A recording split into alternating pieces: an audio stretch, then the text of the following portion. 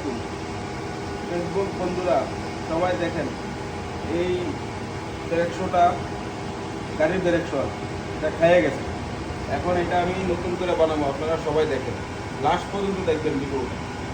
আর যারা দেখবেন সবাই শেয়ার কমেন্ট করবেন ফেসবুকে যারা দেখবেন, আর যারা আমার একটা ইউটিউব চ্যানেল আছে ওইখানে যারা দেখবেন তারা সাবস্ক্রাইব করবেন। এখন দেখেন এটা কীভাবে কাজ শুরু করি। এটা খোলার পরে আমি এই যে রোলটা আছে এই রোলটার থেকে কাইটা পিস করে এটা ভিতরে লাগাবো। এখন দেখেন খুলতে